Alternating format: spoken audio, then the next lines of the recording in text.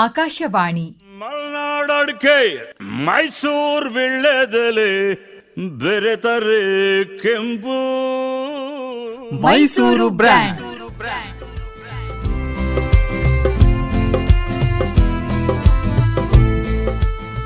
ಮನಸೂರೆಗೊಳ್ಳುವ ಮೈಸೂರಿನ ವಿಶೇಷತೆಗಳು. ಪ್ರಸ್ತುತಿ ಡಾಕ್ಟರ್ ಮೈಸೂರು ಉಮೇಶ್.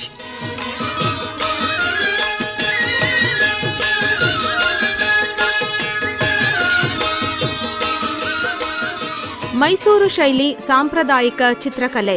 ಲೇಖನ ಎಂ ಗಿರಿಜಾ. ರವಿವರ್ಮನ ಕುಂಚದ ಕಲೆ ಬಲೆ ಸಾಕಾರವೋ,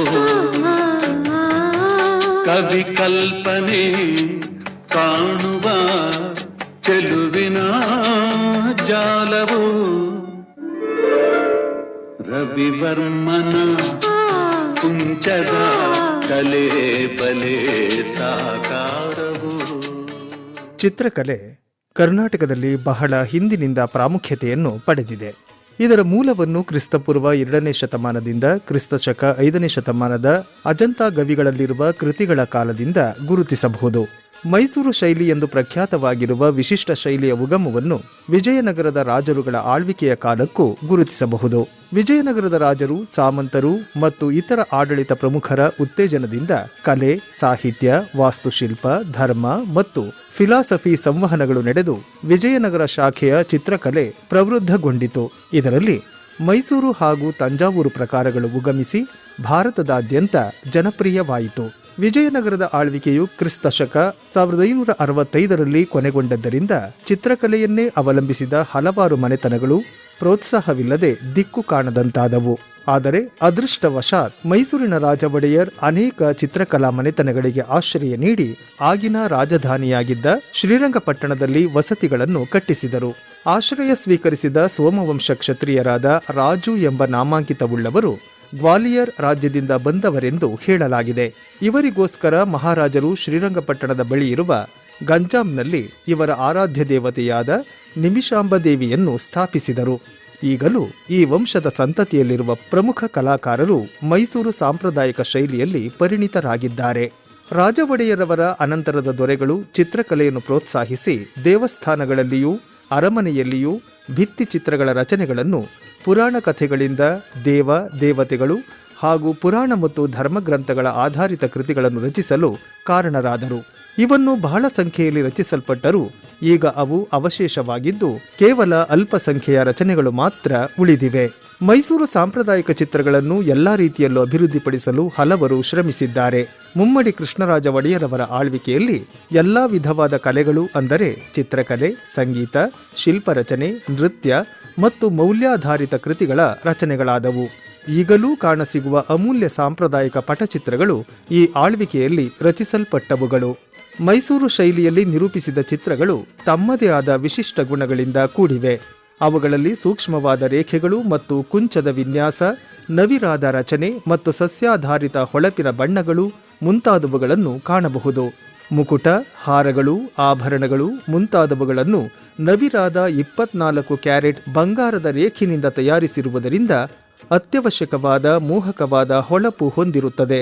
ಒಟ್ಟಿನಲ್ಲಿ ಈ ಚಿತ್ರಗಳು ಬರಿಯ ಆಕರ್ಷಕವಾಗಿರುವುದಕ್ಕಿಂತ ವೀಕ್ಷಕರಲ್ಲಿ ಭಕ್ತಿ ಭಾವ ಮತ್ತು ವಿನಯತೆಯನ್ನು ಉಂಟು ಮಾಡುತ್ತವೆ. ಇದರಲ್ಲಿ ಕಲಾಕಾರರ ವಿವಿಧ ಭಾವನೆಗಳನ್ನು ಅಳವಡಿಸಲು ಸಾಧ್ಯವಾದುದರಿಂದ ವಿಶೇಷ ಗುಣಗಳನ್ನು ಹೊಂದಿರುತ್ತವೆ. ಚಂದದ ಮನೆಗಿದು ನೋಡು, ಕರುನಾಡ ಬಣ್ಣಿಸಿ ಹಾಡು. ಚಂದದ ಮನೆಗಿದು ನೋಡು, ಕರುನಾಡ ಬಣ್ಣಿಸಿ ಹಾಡು. ಗೆಲುವೆಂಬ ಗುಡಿಯಲ್ಲಿ ಒಲವೆಂಬ ಮನದಲ್ಲಿ ನೆಲೆಯಾಗಿ ನೀನಿಂದೆ ಪ್ರಿಯಳಾಗಿ ಬಂದೆ.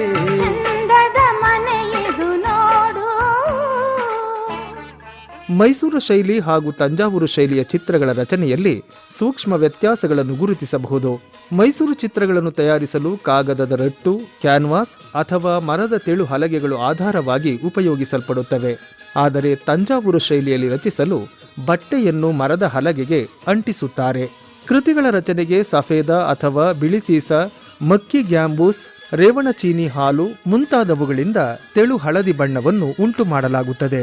ಮೈಸೂರು ಶೈಲಿಯಲ್ಲಿ ಉಬ್ಬು ತಗ್ಗುಗಳನ್ನು ನವಿರಾಗಿ ಮಾಡಿ ಬಣ್ಣಗಳು ಹಾಗೂ ತೆಳುವಾದ ಅಪ್ಪಟ ಬಂಗಾರದ ಹಾಳೆಯನ್ನು ಉಪಯೋಗಿಸುವುದರಿಂದ ಇದು ಮಾಸದೆ ಬಹಳ ಕಾಲ ಬಾಳುತ್ತದೆ. ತಂಜಾವೂರು ಶೈಲಿಯ ಕೃತಿಗಳಲ್ಲಿ ಗಾಜು ಮುಂತಾದವುಗಳ ಬಳಕೆ ಅಗತ್ಯ. ಆದರೆ ಮೈಸೂರು ಶೈಲಿಯ ಪ್ರಕಾರ ದಿರಿಸುಗಳು ಮತ್ತು ಅಲಂಕಾರಿಕ ಆಭರಣ ಮುಂತಾದವುಗಳನ್ನು ರಚಿಸಿದ ಕಾಲಪರ್ವದಲ್ಲಿ ಪ್ರಚಲಿತವಾಗಿದ್ದ ಮಾದರಿಯಲ್ಲಿ ಮೈಸೂರು ಮಹಾರಾಜರುಗಳ ಶೈಲಿಗಳು ಕಟ್ಟಡದ ವಿನ್ಯಾಸಗಳನ್ನು ಹೋಲುತ್ತವೆ. ಕಲೆಗಳ ತೋರೂರು ಕನ್ನಡದ ನೆಲವು, ವಾಗ್ದೇವಿ ಸೌಂದರ್ಯ ಬಿರಿದು ಸಂಗೀತ ಸುಧೆಯಾಗಿ ಹರಿದು, ವಾಗ್ದೇವಿ ಸೌಂದರ್ಯ ಬಿರಿದು ಸಂಗೀತ ಸುಧೆಯಾಗಿ ಹರಿದು, ಕಲೆಗಳ ತೋರೂರು ಕನ್ನಡದ ನೆಲವು, ಕಲೆಗಳ ತೋರೂರು ಕನ್ನಡದ ನೆಲವು. ಮೈಸೂರು ಸಾಂಪ್ರದಾಯಿಕ ಚಿತ್ರಕಲೆಯ ವ್ಯಾಪ್ತಿಯಲ್ಲಿ ಬರುವ ಮತ್ತೊಂದು ಕಲೆ ಗಂಜೀಫಾ ಕಲೆ. ಇದನ್ನು ಇಸ್ಬೀಟಿನ ತರಹದ ಆಟವನ್ನು ಆಡಲು ಉಪಯೋಗಿಸುವರು. ಇವು ಸುಮಾರು 7 ಸೆಂಟಿಮೀಟರ್ ವ್ಯಾಸವುಳ್ಳ ವೃತ್ತಾಕಾರದ ಬಿಲ್ಲೆಗಳು. ಈ ಆಟದ ಕಲೆಯನ್ನು ಮುಮ್ಮಡಿ ಕೃಷ್ಣರಾಜ ಒಡೆಯರವರೇ ಪರಿಚಯಿಸಿದರು ಎಂಬುದು ಪ್ರತೀತಿ. ಇವರೇ ಸ್ವತಃ ಈ ಆಟವನ್ನು ಆಡುತ್ತಿದ್ದು ಇದರ ವಿವರಗಳನ್ನು ಪುಸ್ತಕ ರೂಪದಲ್ಲಿ ದಾಖಲಿಸಿದ್ದಾರೆ. ಹಲವಾರು ಪದರುಗಳಿರುವ ರೆಟ್ಟಿನಿಂದ ತಯಾರಿಸಿದ ರಚನೆಯಲ್ಲಿ ಕೆಳಪದರ ಕೆಂಪು ಅಥವಾ ಕಾವಿ ಬಣ್ಣದಲ್ಲಿದ್ದು ಮೇಲ್ಪದರದಲ್ಲಿ ದಟ್ಟ ವರ್ಣಗಳಿರುವ ಚಿಕಣಿ ಚಿತ್ರಗಳು. ಇವುಗಳಲ್ಲಿ ರಚಿಸಿರುವ ದೇವಮೂರ್ತಿಗಳು, ದಶಾವತಾರದ ರಚನೆಗಳು, ಅಷ್ಟದಿಕ್ಪಾಲಕರು, ದ್ವಾದಶ ಕಾಳಿಗಳು ಮುಂತಾದವುಗಳು ಇವೆ. ಮುಮ್ಮಡಿಯವರ ಕಾಲದಲ್ಲಿ ಬಹಳ ಬಳಕೆಯಲ್ಲಿದ್ದ ಗಂಜೀಫಾ ಕಲೆ ಕ್ರಮೇಣ ನಶಿಸಿ ಹೋಗಿ ಪ್ರೋತ್ಸಾಹವಿಲ್ಲದೆ ಅಳಿವಿನಂಚಿನಲ್ಲಿದ್ದರೂ ಇತ್ತೀಚೆಗೆ ಕಲಾಕಾರರು ಇದಕ್ಕೆ ಪುನಶ್ಚೇತನ ಕೊಟ್ಟಿದ್ದಾರೆ.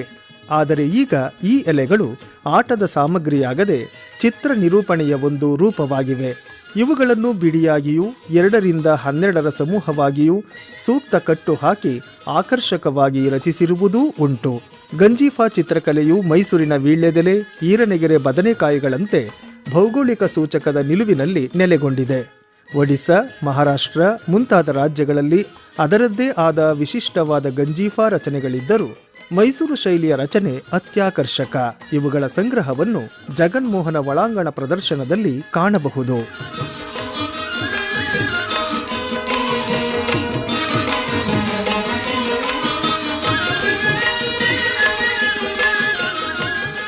ಮೈಸೂರು ಶೈಲಿ ಸಾಂಪ್ರದಾಯಿಕ ಚಿತ್ರಕಲೆ. ಲೇಖನ ಎಂ ಗಿರಿಜಾ. ರವಿವರ್ಮನ ಕುಂಚದ ಕಲೆ ಬಲೆ ಸಾಕಾರವೋ, ಕವಿ ಕಲ್ಪನೆ ಕಾಣುವ ಚೆಲುವಿನ ಜಾಲವೋ, ರವಿವರ್ಮನ ಕುಂಚದ ಕಲೆ ಬಲೆ ಸಾಕಾರವೋ.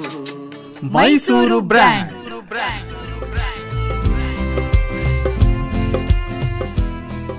ಮನಸೂರೆಗೊಳ್ಳುವ ಮೈಸೂರಿನ ವಿಶೇಷತೆಗಳು.